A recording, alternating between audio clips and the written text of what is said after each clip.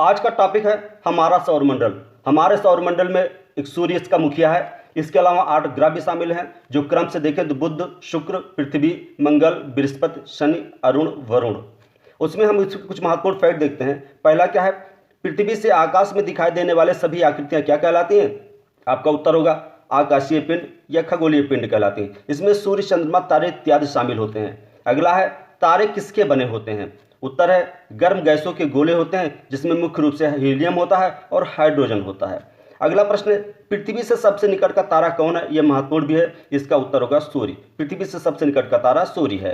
अगला है, रात्रि के समय आकाश में तारों के समूह द्वारा बनाई गई विभिन्न आकृतियां दिखाई पड़ती हैं। इन आकृतियों को क्या कहते हैं? तो आपका उत्तर होगा नक्षत्र मंडल। इन आकृतियों को नक्षत्र मंडल कहते हैं। अगला है, खगोलविदों के अनुसार आकाश में कुल कितने नक्षत्र मंडल हैं? आपका उत्तर होगा 88। खगोलविदों के अनुसार आकाश में कुल 88 नक्षत्र मंडल अभी तक खोजे गए हैं।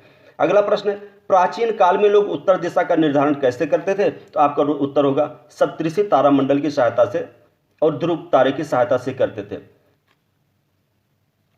अगला है, सूर्य और उसके चारों ओर चक्कर लगाने वाले समस्त खगोलीय पिंडों को क्या कहा जाता है? इनके समूह को सौरमंडल कहा जाता है। सौरमंडल में सूर्य उसका मुखिया है। सबसे पहले हम सूर्य के बारे में देखते हैं। सूर्य मुख्य रूप से बना हुआ है, तो आपका उत्तर होगा हाइड्रोजन और हीलियम से। सूर्य मुख्य रूप से हाइड्रोजन और हीलियम से बना हुआ है, जिसमें 71% हाइड्रोजन है और 26% आपका हीलियम है। अगला प्रश्न है, सूर्य से पृथ्वी की दूरी कितनी है? तो इसका उत्तर होगा 15 करोड़ किलोमीटर। सूर्य से पृथ्वी की दूरी 15 करोड़ किलोमीटर है। अगला प्रश्न है, सूर्य का प्रकाश कितनी देर में पृथ्वी पर पहुंचता है? उत्तर होगा 8 मिनट 19 सेकंड। कभी कभी होता है 8.25 सेकंड भी बोला जाता है इसको। अगला प्रश्न है, सूर्य अपनी धुरी पर किस दिशा में घूमता है? तो सूर्य अपनी धुरी पर पूरब से पश्चिम दिशा में घूमता है। अगला प्रश्न है, सूर्य ग्रहण के समय सूर्य के दिखाई देने वाले भाग को क्या कहा जाता है? तो जो सूर्य ग्रहण के समय जो सूर्य का भाग दिखाई पड़ता है उसको सूर्य किरीट या कोरोना या सूर्य का मुकुट कहते हैं। और जो हानिकारक अल्ट्रावायलेट किरणें होती हैं ये इसी से निकलती हैं। अगला प्रश्न है, सूर्य हमारी पृथ्वी से कितना बड़ा है? तो सूर्य हमारी पृथ्वी से लगभग 13 लाख गुना बड़ा है। सूर्य के बाद हम उसके 8 ग्रहों के बारे में जान लेते हैं। पहला है, जो आकाशीय पिंड अपने तारे के चारों ओर निर्धारित कक्षा में, यहां ध्यान देने वाली बात है, निर्धारित कक्षा में चक्कर लगाते हैं, उनको क्या कहा जाता है? उनको ग्रह कहा जाता है। अगला है, किसी आकाशीय पिंड के ग्रह होने के लिए उसका आकार इतना बड़ा होना चाहिए कि उस गुरुत्वाकर्षण बल के प्रभाव से उसकी आकृति एकदम गोल हो या लगभग गोल हो तथा वह अन्य ग्रहों के कक्ष को न काटता हो। आपने देखा होगा पहले सौरमंडल में 9 ग्रह माने जाते थे, बाद में प्लूटो को निकाल दिया गया। प्लूटो को इसलिए निकाल दिया गया क्योंकि वो नेपच्यून की कक्षा को काटता था। अगला प्रश्न है, हमारे सौरमंडल में कुल कितने ग्रह हैं? हमारे सौरमंडल में कुल 8 ग्रह हैं। अगला है, सूर्य से बढ़ती दूरी के अनुसार ग्रहों का क्रम है। तो सबसे पहले आपका बुध आएगा, फिर शुक्र, पृथ्वी, मंगल, बृहस्पति, शनि, अरुण और वरुण। ये कुल 8 ग्रह हैं जो क्रम से हैं। अगला है, किस ग्रह पर सूर्य पश्चिम से निकलता है और पूर्व में डूबता है? तो यहाँ ये 2 ग्रह हैं, एक है शुक्र और एक है अरुण, जो उल्टी गति करता है। जितने भी ग्रह होते हैं सब पश्चिम से पूर्व में गति करते हैं, जबकि शुक्र और अरुण पूरब से पश्चिम में गति करता है। यानी जिस तरह से सूर्य की गति होती है उसी दिशा में ये भी गति करता है, इसलिए यहाँ सूरज पश्चिम में निकलता है। अगला प्रश्न है, शुक्र तथा अरुण ग्रह को छोड़कर शेष ग्रह घड़ी की सुइयों के विपरीत दिशा में अपनी कक्षा में परिक्रमा करते हैं। नेक्स्ट है, ग्रहों का अपनी धुरी पर घूमना क्या कहलाता है? तो जब ग्रह अपनी धुरी पर घूमते हैं तो उसको परिभ्रमण कहते हैं, रोटेशन कहते हैं। अगला है, ग्रहों का सूर्य के चारों ओर चक्कर लगाना क्या कहलाता है? तो कहलाता है परिक्रमण, यानी परिक्रमा करते हैं। जब ये सूर्य की परिक्रमा करते हैं तो इसको परिक्रमण कहलाता है, और जब अपनी धुरी पर घूमते हैं तो ये परिभ्रमण कहलाता है। अगला फैक्ट देखिए, कितने ग्रहों को नंगी आंखों से देखा जाता है? तो 5 ग्रहों को नंगी आंखों से देखा जा सकता है। कौन कौन से हैं? मंगल है, बुध है, बृहस्पति है, शुक्र है और शनि है। इन 5 ग्रहों को नंगी आंखों से देखा जा सकता है। अगला प्रश्न है, सौरमंडल में क्रमशः सबसे बड़ा और सबसे छोटा ग्रह कौन सा है? तो सौरमंडल में सबसे बड़ा ग्रह बृहस्पति है और सबसे छोटा ग्रह बुध है। नेक्स्ट है, सबसे छोटा परिभ्रमण काल अर्थात अपनी धुरी पर घूमना और सबसे बड़ा परिभ्रमण काल किसका है?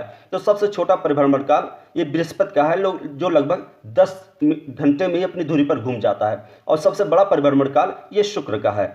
अगला प्रश्न है शुक्र ग्रह के अन्य नाम। ये बहुत ही महत्वपूर्ण प्रश्न है, इसका याद कर लीजिए। सांझ का तारा कहा जाता है इसको, भोर का तारा भी कहा जाता है, पृथ्वी की भगनी भी कहा जाता है।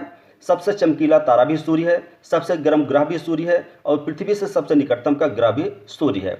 अगला है लाल ग्रह किसे कहते हैं, तो आपका उत्तर होगा मंगल। लाल ग्रह मंगल को कहते हैं। अगला प्रश्न है सौर मंडल का सबसे बड़ा ज्वालामुखी क्या है, यह है ओलिपस मैसी है। और ये सौर मंडल का सबसे ऊंचा पर्वत क्या है, ये निक्स ओलंपिया है और दोनों मंगल ग्रह पर ही स्थित हैं। शनि ग्रह के कितने वलय हैं, तो आपका उत्तर होगा 7। शनि ग्रह के 7 वलय हैं। सौर मंडल का सबसे महत्वपूर्ण ग्रह है पृथ्वी। हम पृथ्वी के बारे में देखते हैं। पहला क्या है, सूर्य से दूरी के क्रम में पृथ्वी तीसरा ग्रह है और आकार में यह 5वां ग्रह है, यानी 4 ग्रह इससे बड़े हैं और दूरी में शुक्र, बुध और शुक्र 2 ग्रह इससे पहले आते हैं सूर्य से। अगला प्रश्न है पृथ्वी ध्रुवों पर थोड़ी चपटी तथा मध्य में थोड़ी उभरी है, इसलिए इसके आकार को एक विशेष नाम दे दिया गया है जिसको भूभाग कहा जाता है, जियोइड कहा जाता है। अगला प्रश्न है पृथ्वी को सूर्य के ताप का कितना भाग मिलता है, तो पृथ्वी को सूर्य के ताप का 2 अरबवां भाग ही मात्र मिलता है।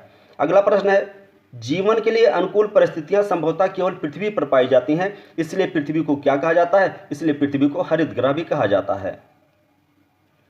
अगला देखिए पृथ्वी पर जल की अधिकता के कारण अंतरिक्ष से देखने पर नीले रंग की दिखाई पड़ती है, इसलिए पृथ्वी को नीला ग्रह भी कहा जाता है। हरा ग्रह इसलिए कहा जाता है क्योंकि यहाँ जीवन है, यहाँ हरियाली है। और नीला ग्रह पृथ्वी को इसलिए कहा जाता है क्योंकि यहाँ जल है, जब आकाश से हम इसको देखते हैं तो ये नीला दिखाई पड़ता है। अगला प्रश्न है अंतरिक्ष से देखने पर पृथ्वी का वायुमंडल कैसा दिखाई पड़ता है, तो आपका उत्तर होगा काला। अंतरिक्ष से जब देखते हैं पृथ्वी को तो पृथ्वी का वायुमंडल काला दिखाई पड़ता है। अब हम कुछ अन्य महत्वपूर्ण फैक्ट भी देख लेते हैं। पहला क्या है, भूगोल का जनक कौन है, आपका उत्तर होगा हिकैटियस। भूगोल के जनक हिकैटियस हैं। अगला है वर्तमान भूगोल के जनक कौन है, तो वर्तमान भूगोल के जनक अलेक्जेंडर वान हम्बोल्ट हैं। नेक्स्ट है जियोग्राफिका शब्द का प्रयोग सबसे पहले किसने किया, आपका उत्तर हो जाएगा इरेस्टोस्थेनीज ने। अगला है विश्व मानचित्र के निर्माणकर्ता कौन है, तो विश्व मानचित्र के निर्माणकर्ता अलेक्जेंडर हैं। नेक्स्ट है अस्तित्वमान द्रव्य एवं ऊर्जा के सम्मिलित रूप को क्या कहा जाता है, तो इनके सम्मिलित रूप को ब्रह्मांड कहा जाता है। यानी ब्रह्मांड में जो भी द्रव्य दिखता है आकाश में और जो भी ऊर्जा है सबका सम्मिलित रूप ब्रह्मांड कहलाता है। नेक्स्ट है ब्रह्मांड की उत्पत्ति से संबंधित महाविस्फोट सिद्धांत बहुत ही महत्वपूर्ण है। इसको किसने दिया, इसको दिया है एफ जॉर्ज लेमेंटियर ने। अगला है कुछ आकाशीय पिंड अपने ग्रह की परिक्रमा करते हुए सूर्य की परिक्रमा करते हैं, उन आकाशीय पिंडों को क्या कहा जाता है, तो उन आकाशीय पिंडों को ग्रह कहा जाता है। नेक्स्ट है सौर मंडल का सबसे बड़ा उपग्रह कौन है, तो बृहस्पति का उपग्रह है जिसका नाम है ज्ञानीमीड। सौर मंडल का सबसे बड़ा उपग्रह ज्ञानीमीड है। अगला है सबसे अधिक उपग्रह किस ग्रह के पास है, तो आपका उत्तर हो जाएगा बृहस्पति के पास। नेक्स्ट है चंद्रमा पृथ्वी का एकमात्र प्राकृतिक उपग्रह है, इसका व्यास पृथ्वी के व्यास का लगभग 1/4 है और गुरुत्वाकर्षण बल 1/6वां भाग है। अगला प्रश्न है पृथ्वी के सबसे निकट स्थित आकाशीय पिंड कौन है, तो आपका उत्तर हो जाएगा चंद्रमा। यहाँ ध्यान देने वाली बात है पृथ्वी के सबसे निकट का तारा सूर्य है जबकि सबसे निकट का आकाशीय पिंड आपका चंद्रमा है। नेक्स्ट है शुक्र एवं अरुण इन 2 ग्रहों की परिभ्रमण एवं परिक्रमण की दिशा घड़ी की दिशा के समान होती है, यानी क्लॉकवाइज होती है। और बाकी जितने ग्रह हैं उन सबकी एंटी क्लॉकवाइज होती है। यहाँ एक बात ध्यान देने वाली और है अरुण ग्रह के जो ग्रह हैं वो भी चारों ओर क्लॉकवाइज दिशा में ही घूम रहे हैं। अगला प्रश्न है मंगल एवं बृहस्पति की कक्षा के बीच पाए जाने वाले असंख्य छोटे छोटे पिंडों जो सूर्य की परिक्रमा करते हैं इनको क्या कहा जाता है, इन पिंडों को क्षुद्र ग्रह कहा जाता है।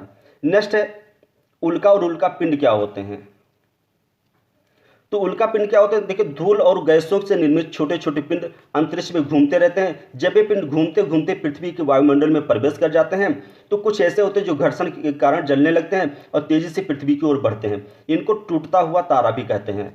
प्रायः पिंड छोटे होते हैं और वायुमंडल में जलकर नष्ट हो जाते हैं। जब ये जलकर नष्ट हो जाते हैं तो इनको उल्काश्म बोला जाता है। और कभी कभी ये नष्ट नहीं हो पाते हैं और अवशिष्ट भाग के रूप में पृथ्वी के धरातल पर गिर जाते हैं। इन अवशिष्ट भाग को उल्का पिंड कहते हैं। तो उल्काश्म और उल्का पिंड में इतना अंतर है, जब वो जल जाएं पृथ्वी के वायुमंडल में तो उल्काश्म हो जाते हैं और जब वे पृथ्वी पर गिर जाते हैं तो उल्का पिंड होते हैं। जो बड़े होते हैं वो पृथ्वी पर गिर जाते हैं जबकि जो छोटे होते हैं वो वायुमंडल में जलकर नष्ट हो जाते हैं। अगला है पुच्छल तारे अथवा धूमकेतु। धूमकेतु क्या होते हैं, धूमकेतु चट्टानों, बर्फ, धूल और गैसों से बने आकाशीय पिंड हैं। ये पिंड जो होते हैं अक्सर अपनी कक्षा में घूमते हुए सूर्य के पास आ जाते हैं। यही वाष्प मुख्य पिंड से एक लंबी चमकीली पूंछ के रूप में बाहर निकल आते हैं। गुरुत्वाकर्षण के कारण इस तारे का सिर सूर्य की तरफ होता है जबकि पूंछ हमेशा सूर्य से दूर यानी बाहर की तरफ होती है। अब आता है कुइपर मेखला।